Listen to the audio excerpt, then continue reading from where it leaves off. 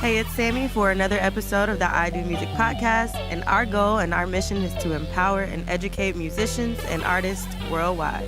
And on today's episode, we sat down with marketing consultant Senor Kaos discussing his journey as an artist to marketing for notable brands, how to effectively market, and balancing all of his passions.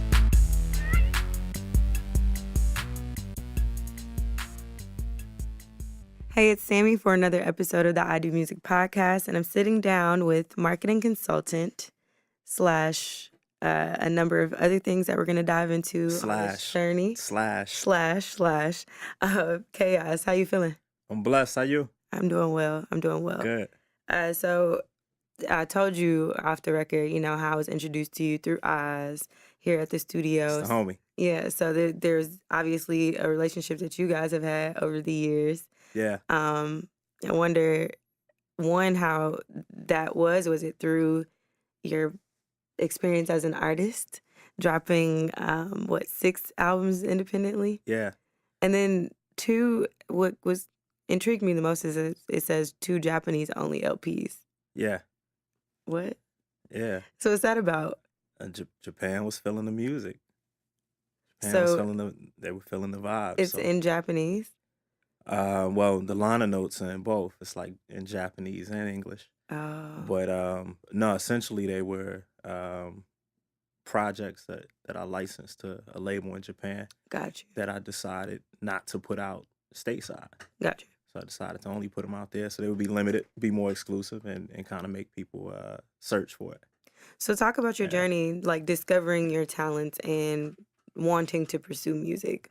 Where did that come from? Because, obviously today you're a marketing consultant, but you worked for the likes of Nike to being a part of A3C, even most recently, and so on and so forth, which we'll get into. But I'm curious about the artist side because I didn't know that previously. Yeah. Well, first and foremost, my father was a DJ. Gotcha. So I was always around music from a kid and around musical equipment as a kid and watching him practice and play, certain music from 80s hip hop. Mm-hmm. They say like your child knows what you give them, right? So, people who raise kids now, if you raise your kids vegan and That's all they know. Yeah, they never know meat, then that's all they know. So it's kind of similar for me in music in terms of what I heard as a kid. All I knew was like, really hardcore New York hip hop. Mm-hmm. It's just kind of what I knew. And I became just a fan of hip hop. And when I say hip hop, not just rapping, but all of the elements. The culture. The culture, absolutely. And that was DJing. That was writing graffiti. That was b-boying, trying to dance. And I did everything. I touched each one of them just as being intrigued. And in terms of finding the talent, it came from other people, not necessarily me, because I was trying to do everything. Mm-hmm. It's like, I want to dance a little. I want to mm-hmm. DJ. I want to write graffiti. I want to do all these things. And emceeing became the one that people kind of pushed me towards. And I think what I started to learn as a teenager was when people are kind of pushing you towards something, they're saying like, hey, I would actually support this. Or I would purchase this. Or I'm into this. Mm-hmm. So you should do that. Right. So that's kind of why that became the avenue that I chose. Even though I had interest in doing all these other things, it was like, okay, this is the thing that people are actually saying I have potential with and that I'm potentially good at. So let me continue to grow it and push it, see where it goes. So you're from New York? I grew up here. I've been in Atlanta since I was a kid. Okay. You were just talking about the culture of hip hop being in New York. Yeah, it's during 80s, it's what you heard, and it's what was around and what was influential. Mm-hmm. The LLs, the Run DMCs, like Big Daddy Kane's, Rakim's, etc. Like that was the influence of my childhood, and getting to Atlanta is during then it was club music, it's booty shake music. Right. So being exposed to that and then just starting to have an understanding like, okay, people listen to different things in different places. Even now, we had the internet, we hear kind of all of the same things, but in the UK, it's like grime is huge, Mm-hmm. completely different sound from Mm-hmm. anything else that's happening in the world. So yeah. So, you do you currently make music? Are you involved in the music process still? You know what? Not as much, at all. I dibble and dabble a little here and there. Most recently doing some stuff with my guy Four Eyes. But nah, I'm not a studio rat, like I once was back in the day. I don't have time for it anymore. But it's a creative outlet. Mm-hmm. For And sure. so I still like to write. I still like to record Yeah, because and perform when I can. I was gonna ask like how were you able to hang it up almost after working with like many legendary hip hop producers like the Jazzy Jeff, Yeah. like it just seems like you definitely had your moment to pursue music and for people who really enjoy music, Yeah. it seems like something that you just never give up. So that's why I asked that question. Yeah, it was kind of easy. One made more money than the other. True. And as you start to mature, you start to get older, there's different things that you want that True. become important, and having a place to live and nice things, and being able to get up and go when you want to and explore the world. Those things started to become more important to me. Mm-hmm. So having more money was needed to be able to do all those things. To So sustain, yeah. yeah, so I had an opportunity that was making a lot more money than the other. Loved both, but at the end of the day, that's kind of how I got pushed more into what I do now. And what opportunity was that ultimately was like, okay, I'm ready to take this more seriously? You know what? At the advent of me getting into marketing, I didn't know what it was. I was writing graffiti, and the concepts are similar. And it's, you have a moniker, a name, and you're trying to garner as much visibility for that as you can, and you're Mm-hmm. trying to get it as many different places as you can. That's the same exact thing that street promotion was during that time.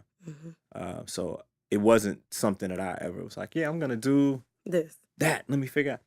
Not at all. But I started to see the parallels, and I was like, oh, people actually getting paid. I do this for free. Mm-hmm. People actually making money off of this.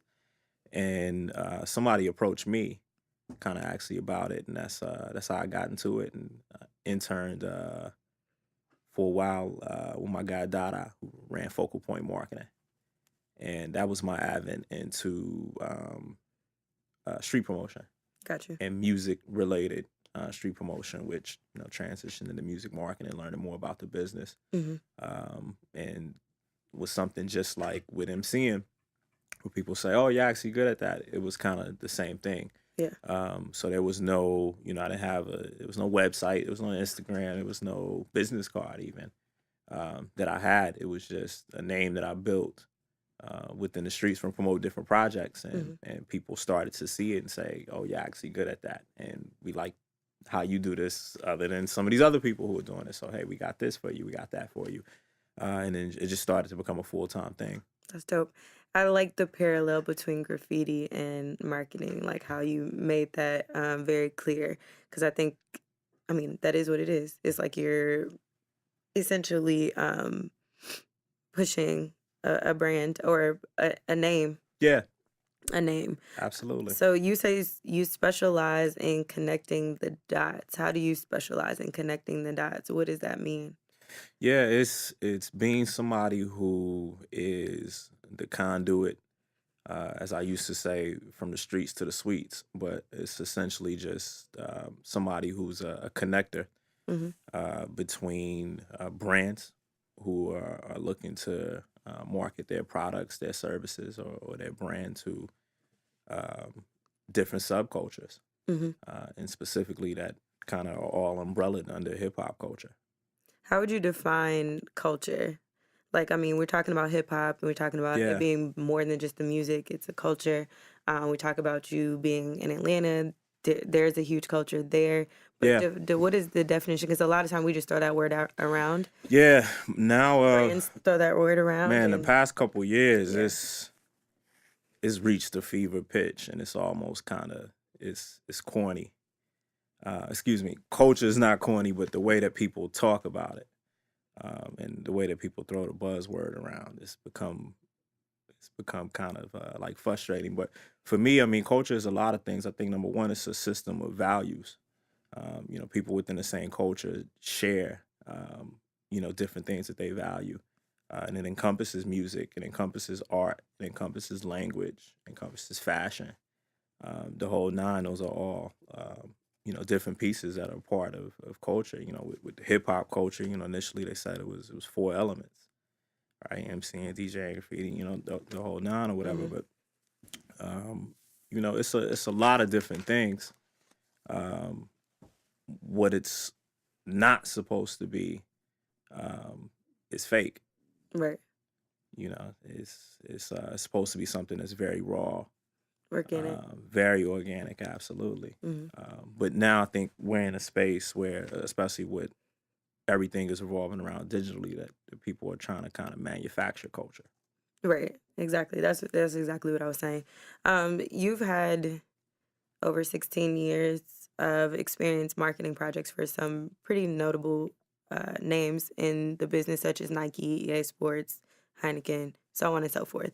But what are some of the most essential keys? And I don't even know if you can really define them, but like, yeah, keys to marketing that you took away and applied to each project. Like, what are some things you need to identify in order to successfully market to your consumer, i.e., noticing that people are overusing culture or overly using certain things and identifying with what the culture really wants? That what are some things that have been consistent over your 16 years in this business that you notice always works? Like, Yeah, this is the key.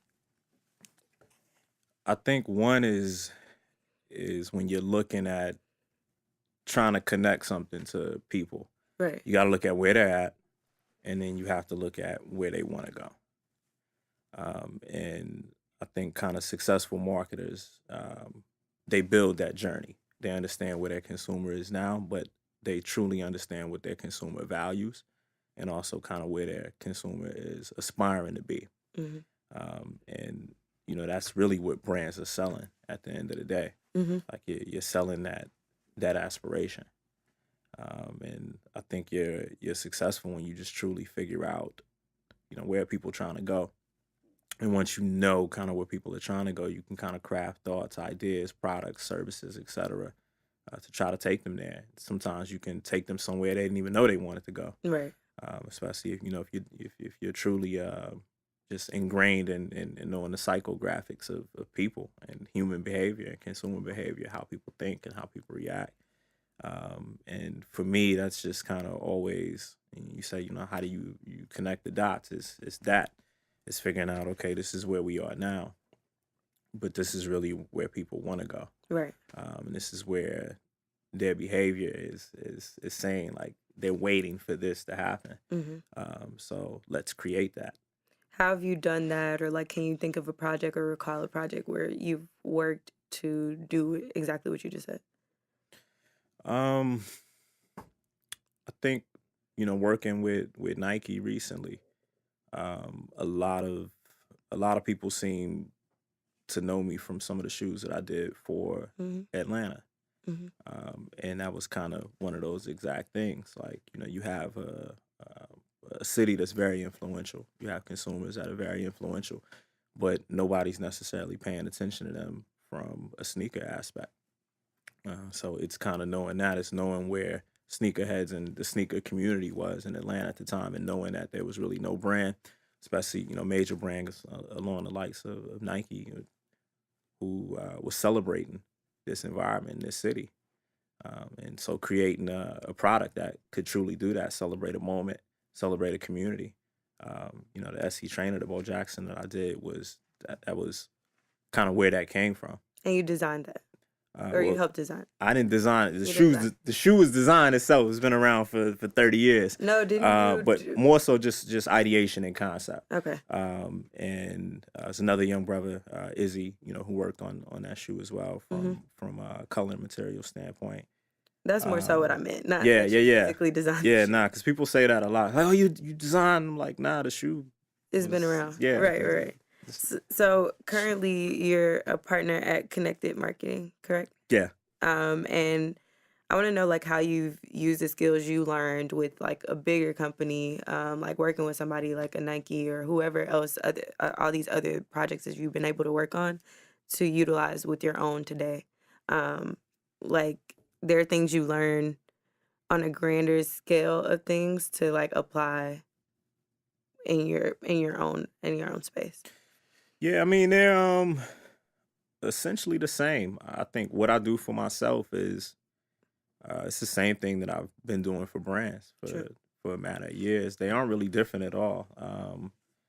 Only difference is, the infrastructure, that's set up around it. But could you apply the same, you know what I mean, like to elevate your own thing? You understand what I'm saying? Like a lot of times people, or oftentimes you gain the experience within like more of a corporate space or like a bigger brand space and then not bring it, but like do your own thing, create business for yourself Yeah. and create that infrastructure around it. Yeah, it's I mean, whether you're doing something from an entrepreneur standpoint or whether you're working for a brand, um, at the end of the day, it all revolves around relationships. And people who have deep relationships in different areas are truly able to get things done. And that's one of the things that's been able to sustain me over the years. Haven't always had a lot of money, haven't always had a lot of resources per se, but I've always had great relationships that allowed me to do a lot with a very little. Mm-hmm. And when you work for a large brand, it doesn't mean that you have everything at your disposal. Right. And even working for some of those brands, I was still able to accomplish a lot of the things that I did with them through relationships that I had already created, over the years through other projects. So, now that I'm more so freelance and working for myself in that capacity, it's still the same thing. Mm-hmm. It's still, nurturing relationships and fostering relationships and overall just, doing good business and being a good person. There's so many people that have horror stories of being in the industry or doing different things with different people, and I always say, I'm not one of those people. Right. Have never been and will never be, because I treat people good and I do good business, and it comes around full circle. Absolutely. So let me ask you about your involvement in the Nike activation over the course of the Super Bowl in Atlanta. We kind of touch on it, but this is coming from somebody else. They want to know more specifically how you were involved in that. Super Bowl was obviously a huge thing for the city of Atlanta. We had so many activations going on, Mm-hmm. but I want to know specifically about this Nike activation. Is he talking about the sneakers pop up that still exists, or? Oh, there was a couple. So Yeah, like what was your involvement with that, if any? there was there was a couple things that that they came and did in the city, and a bunch of other brands did in the city as well. For me, I helped out with the pop up activation that's around. It's still around. The sneakers thing, right? Yeah, Yeah. yeah. And the brand activation that happened across was able to provide some insights to a team of folks who worked on that great team of individuals, Mm-hmm. and just kind of provide them with some insights around the marketplace and opportunities that exist within the market as well. And they were able to take that and create their larger brand vision. What would you say is how would you identify Atlanta's market? Like, what would you say is so rich about this culture? Like, I mean, obviously you growing up here, and then leaving and seeing another completely different scene and even Yeah, coming back. I think what's always been rich from a creative standpoint is Atlanta's always had a low cost of living. Mm. Uh, Not so anymore, but Right. historically, like the city has always had a very low cost of living, which I think has provided people the opportunity to try things and be creative and start new businesses and whatnot. Where a lot of our counterparts in New York and LA and Miami, etc., they didn't have a chance to really be able to explore. I mean, their rent is Right. You got to get the money. astronomical, ridiculous, right? Right. But we've always been able to exist and be able to enjoy our city without necessarily having to worry about having a wealth of money to necessarily do it. And I think that's provided a lot of opportunities for creatives to flourish here. I mean, think even musically. Hmm. Atlanta's a hotbed for music, and people have been able to make music here differently than they've been able to do it in other places, like studio time in New York. It's astronomical. Studio time in LA was astronomical, but you could be in Atlanta and come and record a whole album Right. for, piece of money, or book some studio time for a piece of money that was a lot cheaper, which I think kind of um, it helped the creative scene flourish. I think also just Atlanta being the underdogs for so long, even still now, I feel like sometimes we kind of have like a chip on our shoulder just to go, that much harder, especially in music. You think the '90s, Atlanta's always been making music, it's always been artists coming from here, right? But Hmm. we weren't necessarily getting the respect even then that we necessarily deserved or whatnot, which made people go harder, Right. and it made people build together and work together Hmm. and push out things more so as a unit, right? Which has created now what, a 15-year, 16-year Yeah. path of just domination Definitely. musically. And now the opportunity is for other creatives outside of music, artists, visual artists, graphic designers, streetwear brands, every other industry Hmm. has to do the same exact thing that music did, and find opportunities to work together and truly move as a unit to represent the city. Definitely. When blogging and online content became the center for discovering the next act, you etched your way into that space as well, Yeah, with your own blog specifically targeting Atlanta independent hip hop artists. yeah. Um, why was that era important for the indie artist and the consumer like that was looking for it? You realized that there was a space for it, and you did that with, what is it called, the Chaos Effect? Yeah, the Chaos Effect was a blog that I started, I think, in 2006. Um, and I think in terms of creating it, first it was more so about me. It was selfish in the sense of, hey, I'm trying to promote something, and instead of going to these other places and asking them to feature it, why not just feature myself? Right. Right. So that's initially where it kind of came from. It was an Gotcha. outlet to post my own music and also show other things that I was into creatively, show things that I was inspired by, show other music that I enjoy listening to, brands I enjoyed at the time, etc. And then I realized that it was an opportunity, as a lot of other artists who were around me and who were in the city didn't necessarily have an outlet to promote their music, and they were doing the same thing I was doing, going to different places and not necessarily receiving that love. So it became a platform for just indie hip hop in the city, for me to kind of curate it and share it.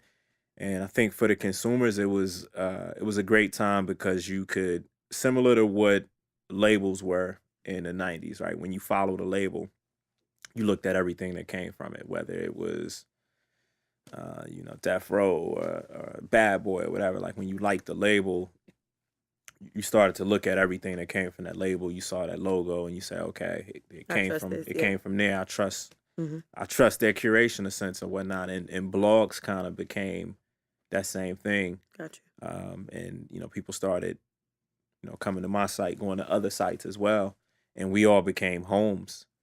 We all became kind of like these digital labels for the consumer, Right. and Yeah, the blog was dope. I still run across people from time to time and say, "Hey, I discovered this on your site, or I That's dope. discovered this group or this artist or whatever." And ultimately, like I got busy with other things. It became really hard to just kind of manage time wise. So I think I shut it down in either 2012 or 2013. But it ran for Very good. good, a good Yeah, run, yeah, good yeah. We run. had a really good run.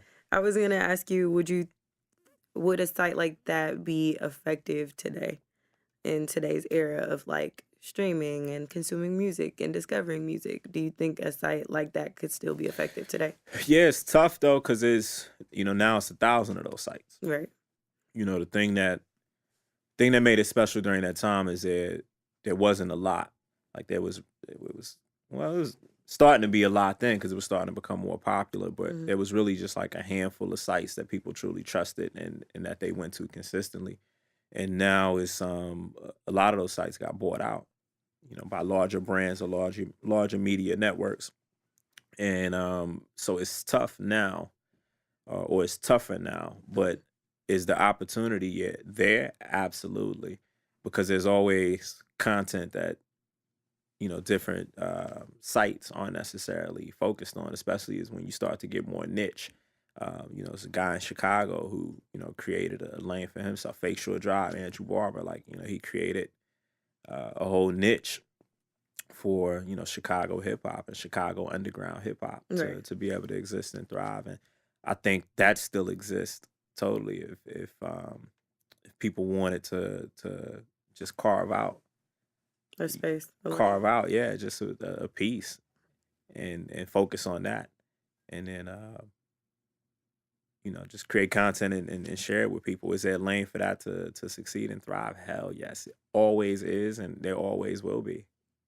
I think it's really cool about your journey and your story that you've been able to creatively express yourself through different or speak to your passions through different mediums. So whether it be marketing, whether it be the music, fashion, either I know you're really into sneakers, you're really into the culture overall. I think that's dope that you've been able to do that. But I wonder, like the balance. Like, have you ever fought with yourself on Hmm. balancing those things, like all the things you're interested in doing? Absolutely, that's the hardest thing. Right.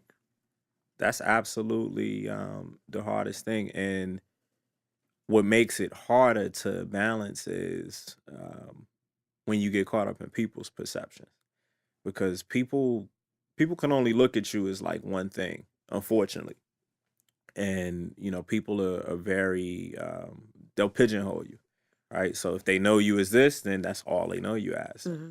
And for me, it was always the fight of, okay, great, I'm glad you know me for that, but I'm gonna do this as well. Right. And I want to do that as well, and you're just gonna have to get, Used to. yeah, you're gonna have to get used to it, and you're gonna have to feel comfortable with knowing me in that space as well. So that's one of the hardest things is just kind of uh, dealing with people's perceptions. Hmm. But I think the beautiful thing is when you start to have wins in all those different things, then it completely shatters people's perceptions. Like, oh, And he can be multifaceted. absolutely, and for me, that's been the thing, not necessarily being having a success in terms of the visibility or being the loudest in the room or making sure everyone knows that I'm doing these things. It's just about, okay, what's the goal? What's the objective? And how can we blow that thing out the frame? And how can we create, things and experiences that people remember that'll live after we're gone, Exactly. after I'm gone. Hmm. And for me, that's been the thing. Um, and with having that goal in mind, it's always been easy to balance. I think the hardest thing is just waiting for people to catch up. You feel like you're ahead of your time, just in general, like that you like. I mean, creating a blog early on, advertising to specifically to Japan for distributing your tapes when you knew that that was a Yeah. market. Not necessarily. I won't even give myself that much credit. I Okay. think for me, it's you're inspired by what's around you. Gotcha. For me, I always was able to see different people, different things that drew inspiration, different people. Mhm. So for me, creating a blog, even like I wouldn't have done that if I didn't see my guy Cognito, who created the site called FroLab, like seeing him create his blog and get it up and running, Gotcha. right? And inspired me to say, I can create a blog too. I can do this too. Or seeing different people just kind of run through those different lanes of working through music, working through sport, working through sneakers, seeing guys like Bobito Garcia, all of these things became inspiration for me. So a lot of the things that I've done, I've never really reinvented the wheel, kind of in a sense. Like these things were being done, and people were doing the work. I was just able to just be inspired by it, and then make it apply to me and what I wanted to do. And even now, like, I wouldn't necessarily say I'm ahead of time in terms of like, hey, I got the next iPod over here y'all ain't seen yet. Right. Nah, not necessarily, but it's just knowing that everything is cyclical. Like everything is a cycle. So once you truly know that, you just keep going. You just keep doing whatever you're gonna do.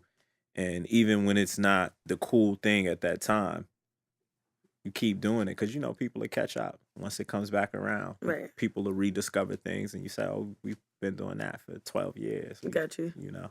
You mentioned a few people through our conversation who have either been inspired by or have influenced something along your journey, and you also talked about how important relationships are. Can you think of anyone who you have a relationship with that has truly, like, not necessarily catapulted you, but like continue to help in the success of what you've done so far? Yeah. Mentors, anyone who's been a helping hand. Man. The few gentlemen that I just mentioned, for sure. And there's been people during different eras Got you. of my life that have instilled a ton of knowledge, a ton of know-how. You had a gentleman on the show recently, Jeff Dixon. Hmm. Jeff is somebody who I've always tried to sit with from time to time, and even though we don't catch up like super often, whenever we do build, there's knowledge that's left, there's wisdom that's imparted upon me to be able to say, okay, I can go out and there's wisdom that's been shared. Now I can go out and actually apply it. Hmm. It's the same thing you do when you pay money to go to school. It's what you're supposed to do, right? Like you go and acquire some wisdom, and then you figure out a way to share it. And through my career, there's always been different people that have done that. My guy Jax, Fudge, all different people who taught things, shared things. And then there's some people that they don't necessarily mentor you at all, but you just appreciate them for doing. I think that happens a lot now. People Hmm. see people on, through social media and don't know what they do, but kind of inspire some type of creative sense in them to say, hey, I can try this. I can go do this. Like I've seen young guys, literally go from not knowing what they want to do, and then a year later they're like the stylist. It's like, wait, that, hey man, I saw it and I wanted to do it. Um, it's a beautiful thing about the time we live in. It's also the scary thing about the time we live in as well. A lot of dudes aren't necessarily paid as much anymore. People just pop up overnight. If you create an Instagram page to say you're a chef, it's like, all right, Now I'm a chef. overnight you're a chef. Where wasn't always like that Hmm. before, but that's the new age we live in terms of people to have an opportunity to create. Your own perception. Yeah, create their own perception of who they are, Mhm. and being able to sell that to an audience. Yes, interesting. I was gonna ask you too, like, do you believe that you get the credit that you deserve, if there's any credit that is to be deserved? Um, and that's a good question. I probably don't, and I think one of the reasons why is I don't ask for it, and it's easy. When you don't tell your story a lot, which like I don't. Yeah, like I couldn't find anything. Nah. I hate I don't do interviews typically. Yeah. Um, Why'd you do this interview? you know what I did because of the person who asked and the person who reached out, and knowing that truly had an understanding of my journey, Hmm. knew where I came from and kind of where I got to. And then so that's why, that's one of the major reasons. But in terms of credit, like I feel like the people who know, and there's always people who will discover something that I do for the first time. Whether it's music, I rarely even talk about it anymore, but I have a strong catalog, right? Literally So 6 albums I have a strong catalog of music, and it's and digitally 7 available at mixtapes. SenorKaos.com, right? So it's out there if you want to find it. Like, there's Yeah. something to discover. Yeah. With the blog, there was something to discover. With projects I worked on, it was always kind of something to discover. So I feel like in terms of deserving credit, like, it's ongoing, right? And then I always think about, like, in order to truly receive that recognition, you got to keep going, and you got to keep doing new things, and keep building new things. And it's like I said, before, people will catch up. At some point, And right? yeah, and it comes with the credit. Hmm. People will catch up. Speaking of your music, I'm just really curious about you working with Jazzy Jeff. How did that come about? So I did a song produced by Jazzy Jeff for it was for a project. I'm trying to think back. It's for a Mick Boogie project. And the way it came about, actually, if I'm not mistaken, the song wasn't even for me. I believe, if memory serves me correct, it was for Mac Miller. Rest in peace. Um, and I think he couldn't do it, time constraints, whatever. So Mick Boogie hit me, and he said, "Yo, we got this project we're trying to finish, and I got this record that Jeff did. I got this beat that Jeff did, and we're looking for somebody on it. I'm gonna send it to you, and let me know what you think." And he sent it, and I was like, "All right, cool."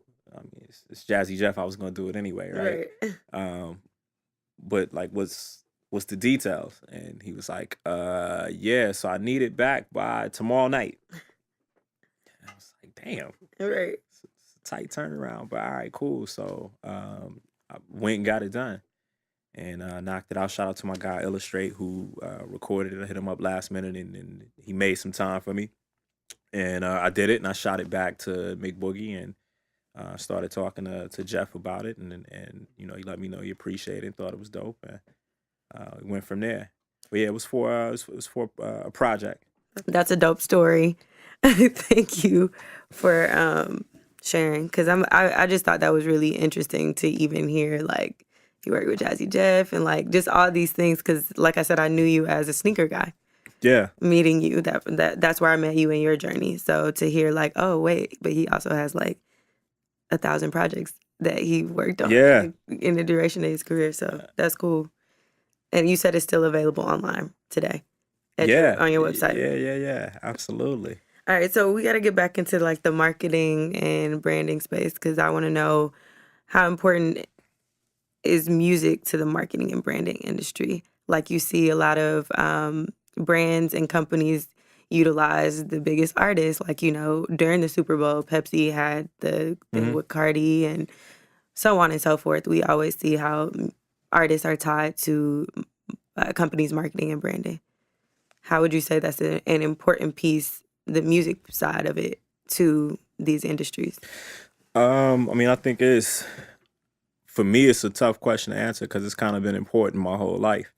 Um, so I grew up in an era where you saw Run DMC with Adidas as a kid.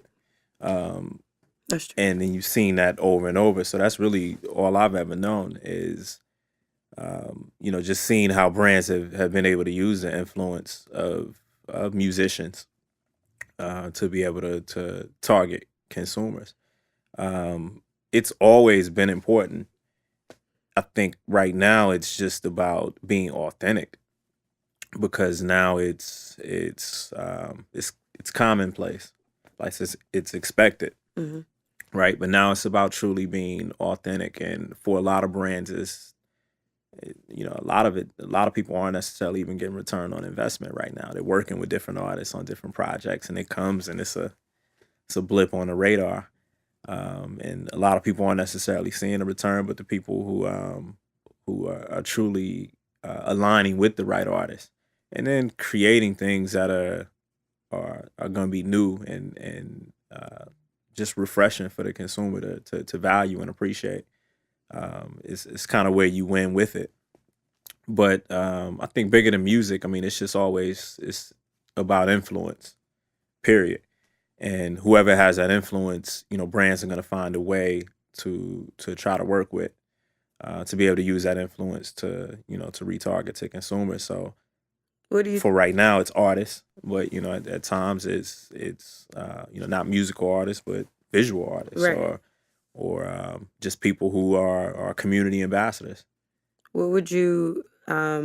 What would that space look like without influence from music or the culture in general? Like, what would branding and marketing look like without those things that we just talked about? Yeah, um,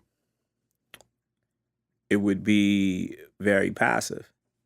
It'd be very boring. Well, I don't say very boring, but it'd be like it was Without it, before we came along, right? It'd right? be like it was for our parents, and for their parents. Like marketing has always existed since the dawn of time, and music's existed since forever as well. It was just done differently in a time, Hmm. and we truly live in this era where hip hop culture has truly become the main driving force for brands to sell anything that they're pushing.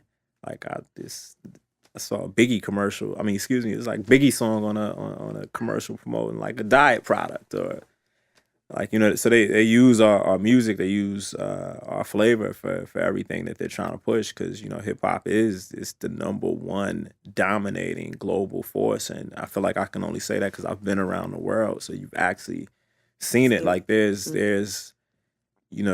places that you can go where rock is popping, or EDM, or this, that, the third, but literally you can go, you can hit every continent, and you can see the influence of hip hop in everything that exists there, and how it's spilling into the brands consumers are buying, how it's playing in the fashion, how it's playing in the lifestyle, and it's a huge driving force, and it's not slowing down Right. at all. At So all. it's going to continue to be the force, and I think right now what's happening is it's the complete corporate takeover of everything that's being created. Like somebody's trying to come and buy it out, Right. right? So they can have ownerships of these things, so they can start to manipulate it and do those things. And for us, it's we got to keep some. We can't sell everything, and I think that's the age we're in. Like people have to truly create things, maybe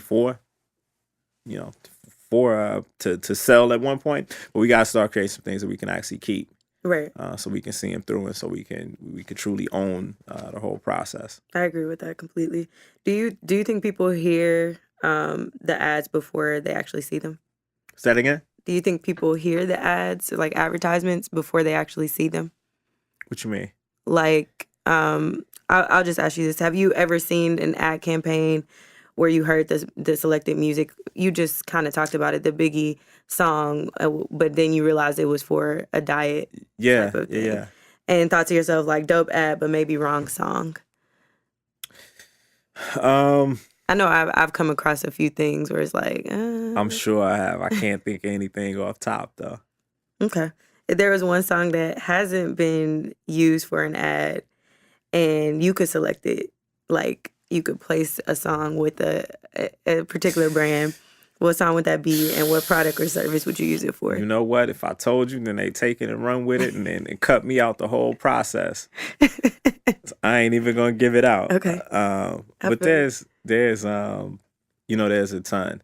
There's some things that are classics that haven't been used, and then there are some things that just are truly underground that necessarily haven't been discovered. That you sit around and you listen to something and you say, "Man, this be dope on a beer commercial. This be dope on." But I ain't telling them what it is. They're gonna have to holler at me for that. I charge hourly. So I want to know the effect a bad song can have on a dope visual, though. I mean, because you've seen the videos, anything where you like, this was a great song, with this video just trash. And it's the Yeah, same with like commercials or advertisements that you may see. It's like, wow, this, that was a cool song, but they misplaced it. What effect does it do the two pair, like having a great visual, but also selecting the right music, or even in film? You know what I mean? yeah. It's just finding the balance between the two and realizing that both are important. I think sometimes people may do the visual and then try to back into a song for it or sound for it or whatnot, and vice versa.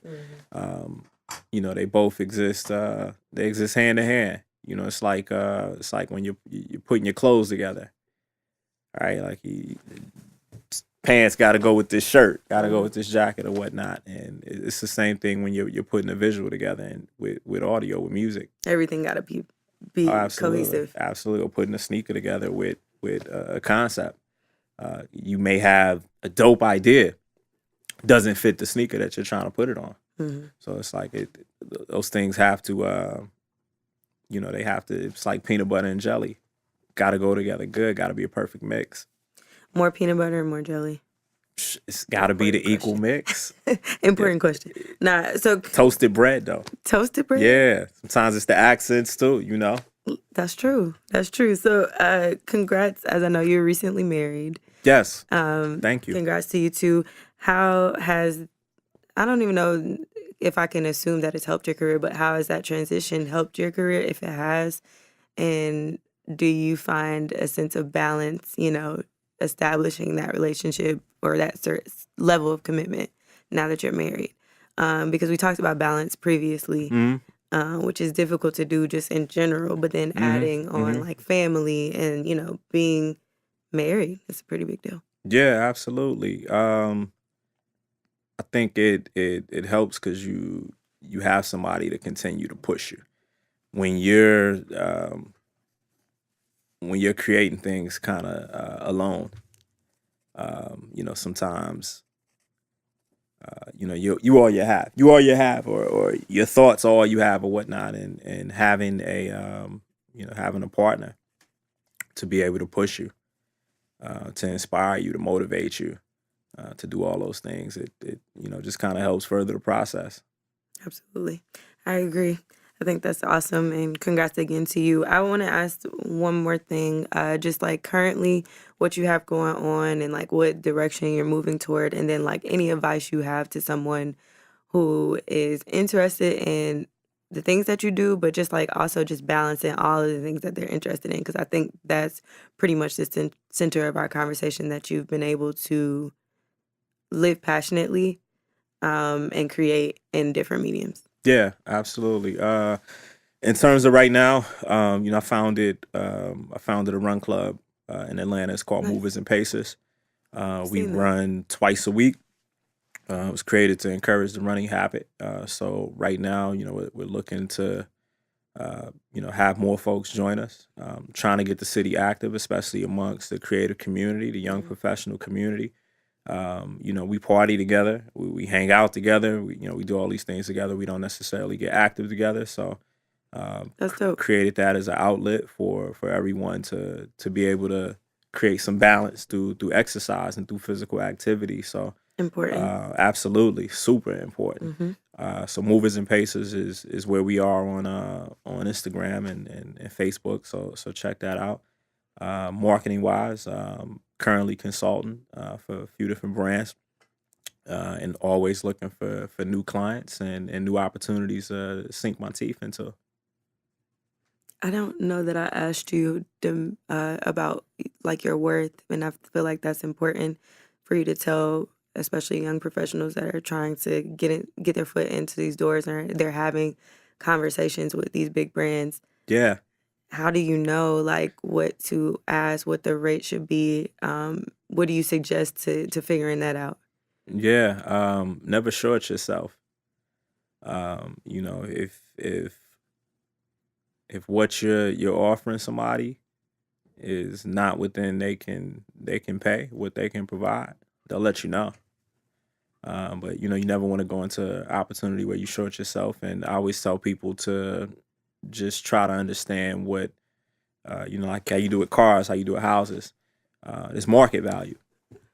There's true market value amongst everything, and you know, there's certain services, certain things that people are doing where you know you're able to connect with other people who are doing the same thing you're doing. It's like if you want to be a doctor, you know, you go talk to a doctor and you say, you Hey, know, what do you? yeah, you build a relationship with that doctor. You're like, man, how much you charge an hour? Like, what a doctor services an hour? And they'll be Yeah, like, yeah, it's $800 an hour. Um, and then you know you take that and you apply it to who you are and what you can offer. It doesn't mean you charge the exact same thing. It's you know, you figure out how you fit into the equation. You're saying, okay, I know, you know, this person can do, you know, XYZ, but I can do this and then some. right. So you know, for that, I'm gonna charge This right. this, you know, because I understand what you know, what the market value is. Absolutely. And I think it's important for people to truly not be afraid to have those conversations as well. I know a lot of creatives just want to focus on being creative, and then they want to say, "I don't talk about money. Go talk to that person. Go talk to this person." And you know, don't be afraid to ask for what you want as well. I know a lot of times people say, "I want this, but I don't know if they had it." Well, if that's what you want, then Ask for it. yeah, ask for what you want, and you know, figure it out from there. But definitely make sure you know, make sure you don't short yourself. And if somebody's asking you to work on something, I mean, there's always a budget that had to be put in place. Just for them to even ask in the first place. Right? Absolutely. So you know, don't think people are just you know, digging in their pocket trying to stack up coins. Like it's if they're coming to you with an opportunity, it's a budget set aside for it, and take advantage of that opportunity and charge accordingly. Definitely. Well, I appreciate you. I'm not going to take up too much more of your time, but I think that you gave me a lot about the journey of chaos and, you know, just the keys, really. The keys. For sure. It's Some important gems in here. I hope so, man. It's you know, it's a lot of layers. Of course. I And always feel like after I sit down with people that it deserves another conversation because it's just like, just yeah, especially for somebody that doesn't really sit down and have interviews and conversations like this publicly. So I appreciate you for opening up and sharing your story. And I'm sure there's probably more we can do. Maybe get you on a workshop or something so you can like really, really help these. See that these folks. they Sit get down me and try they to get get me you. to do more. They get me to speak more. Now I hope I'm not gonna lie, like I always I just like to work. I like to finish things, I like to complete things, and I like for people to be able to engage Mhm. with things and experiences that I work on and bring to life. And you know, whenever people are even interested in hearing about it, you know, sometimes I'm even like, yo, you want to know about, like, you want to ask me questions about this, like, really? um but I hope somebody gets something from it, just Absolutely. in terms of my journey and pieces of my journey that I've been through to get to the place I am now.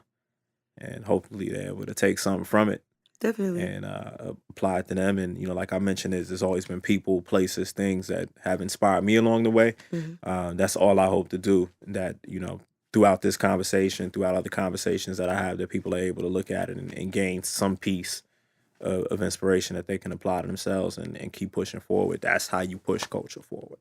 Dope. Thank you so much. And tell them where they can find you so they can keep up with all the amazing things that you're doing. Yeah, if you're looking for music, it's at senorkaos.com. If you're looking for me socially, it's just at Senor Kaos across Instagram and other channels.